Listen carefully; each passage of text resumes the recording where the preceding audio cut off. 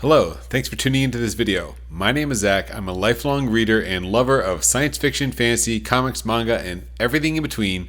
And today I am giving my thoughts and quick review of Keigo Higashino's The Devotion of Suspect X.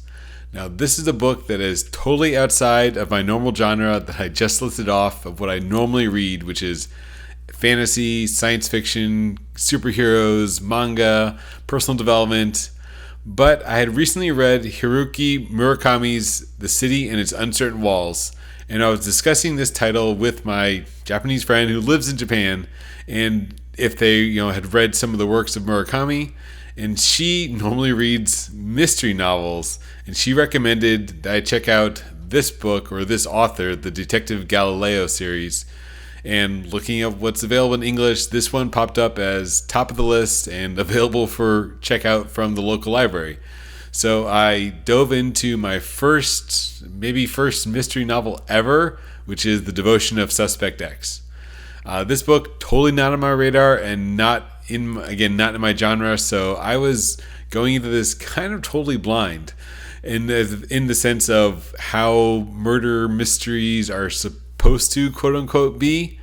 So maybe this isn't a good representation because the novel is sort of flipped on its head in the sense that the first two chapters you witness the murder. So it's not like a game where they're trying to catch somebody. You already know from the very beginning who killed them. So it's the mother and her daughter are having a quarrel with the ex-husband, and during this quarrel of the loser ex-husband, they end up killing the guy. But the next door neighbor overhears it because it's Japanese apartments, maybe thin walls, and he comes over and helps them to cover up. And then it stops there. So that's the good thing. And the mystery that we're trying to unfold is we don't really know how they covered up, what went on. We just know the murder happened. We know who did it. And now the police are obviously investigating. And they're trying to figure out, obviously, what happened when we know mostly what happened, but we don't know kind of the after effects of what hoops they went through to cover up this murder. And that's kind of the cat and mouse game that develops, where you have the neighbor, Ishigami, who's a math teacher. I wouldn't say professor because he gets involved with sort of the titular Detective Galileo, who is a physics professor at the local university. So Ishigami and Galileo were classmates, not rivals, but one was in physics, one was in math, so they're both like geniuses in problem solving, but how they look at the world is slightly different from a mathematician to a physicist. And they're kind of trying to outwit each other as they meet up and talk about old times, but they kind of both have a suspicion of what's going on from the other side. So it's that kind of like two geniuses battling it out by not battling directly. So it reminded me a lot of Death Note, if you've ever read the manga, watched the anime, and then also the live action movie, where you have two kind of strategists working against each other to uncover each other's secrets. And in this mix, you have the mother and daughter who are trying to live their normal lives. The police are trying to go through the right procedures to look up alibis and piece together clues. And it was just really interesting. Again, maybe there are holes in the story of how things are normally done, but being unfamiliar with the genre, it all kind of made sense to me of why they were doing things and who they were going after. And the ending, don't want to give the ending for this one. Normally I do talk about endings and spoilers, but since the whole point of the book is figuring out this mystery, the ending it really did surprise me. I did not see it coming at all. It was really satisfying to wow, when you get to the ending and everything that happened and how it all goes down. I don't want to talk too much because it's a huge spoiler. It's the whole point. That's why you're reading the book, is to figure out what the heck happened, how did they cover it up, are they going to get away with it, what's going to happen with the police, the investigators, and all this. It was really interesting. I would give it really high marks. It kept me really engaged. I felt the pacing was really good. Everything flowed smoothly. There was constant action. Things were driving the plot forward as the police start closing in, and Ishigami and the girls are trying to outwit it and go like 3D chess against him.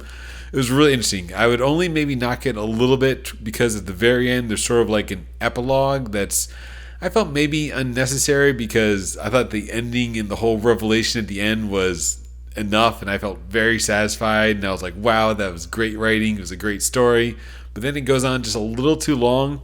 So if anything, I would probably give this a 4.75 out of 5, just like knocking off. There's probably other parts that was a little bit slow in the middle, but the back half, the back third is just amazing once, again, the net starts closing in and everything kind of comes together towards the end to figure out what happened with this murder, what is happening with all the characters that we met and happened with. And it was just a really interesting novel.